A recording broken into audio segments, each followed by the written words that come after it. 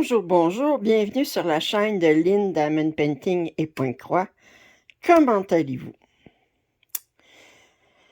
Alors, aujourd'hui, je vais vous donner mes premières impressions sur le 16 count que j'ai commandé. Alors, un point-de-croix imprimé. Alors, c'était le premier que je commandais. Je vous avais déjà fait mon opinion sur le 18 count. Alors là, je vais vous montrer. J'ai commencé hier le 16 count. Puis je vais vous donner mes premières impressions. Alors là, je commence par vous montrer l'image que j'ai commandée. Puis je commence comme d'habitude en haut à gauche. Et là, bien, je vais vous montrer ce que j'ai fait. Puis je vais vous donner mes premières impressions. Alors, attendez, là, je vais mettre le... Parce que c'est un peu sombre. Là, je ne pouvais pas mettre le flash quand j'étais sur le... OK, là, j'ai mis le flash. OK, alors, j'ai fait ça ici. Je vais libérer ça ici un petit peu. Attendez. OK. Alors, premières impressions, ça, c'est la valeur de... J'ai fait... attendez, j'ai fait 100, à peu près 300 points. 310 points exactement. Alors, mes premières impressions. D'abord, je vous rapproche. Puis je vais vous montrer comment que les points sont nets. J'adore à date au niveau de ce que ça a l'air, là. C'est très, très net. Le canevas est très, très beau, OK? Là, il est tendu sous le Q-Snap. Alors, je vais vous dire mes pour et mes contre, OK? Alors, à date, bon, le canevas, très bonne qualité, OK? Très, très doux. Il était surjeté, il est toujours surjeté.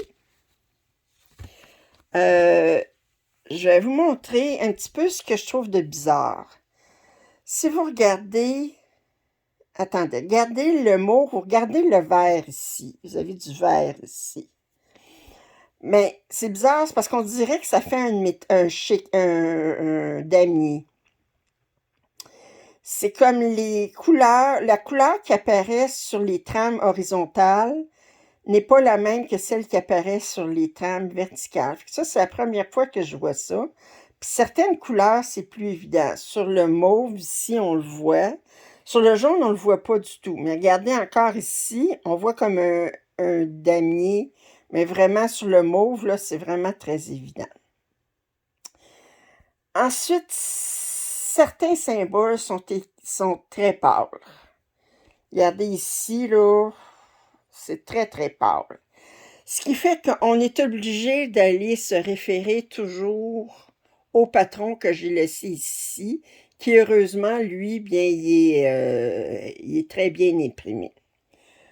Fait que, à ce niveau-là, bien, regardez ici, là, attendez, si je vous montre ça ici, attendez, je vais vous rapprocher un petit peu, je vais regrossir. Bon, c'est pâle, OK? Alors, comme ce symbole-là ici, c'est difficile de savoir qu'est-ce que c'est, sans aller voir le patron. Puis même le patron, quand on va voir le patron, attendez, je vais vous donner l'exemple, je me suis posé la question. Bon, ici, vous voyez un V qui est assez gros, là, qui est comme, on dirait que c'est en noir, tout ça. Mais le seul symbole qui ressemblait, c'était celui-là. Mais regardez, lui, comment il est mince comparé à l'autre. Fait que je trouve que c'est bizarre au niveau de... Puis ils ont mis des V puis des Y. Regardez, vous avez un V ici, puis vous avez un... Attendez, le Y... il est où?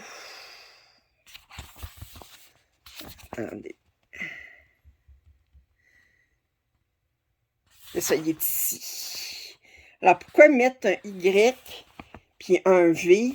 En tout cas, je trouve que c'est mélangeant. Euh, Au niveau du plaisir à broder, beaucoup plus facile à broder que le 18-50. L'aiguille passe très très bien dans le trou. Euh, Très facile à broder. Le 18-50 à deux brins, à un moment donné, c'était comme très fourni, tandis que là, mais j'aime mieux Mais d'ailleurs, pour moi, dans le point de croix comté, au niveau de l'AIDA, ma grandeur préférée, c'est le 16-50. Alors, je trouve que le 18 est un peu trop petit, le 14 est un petit peu trop gros, fait que du 16-50, c'est ce que je préfère.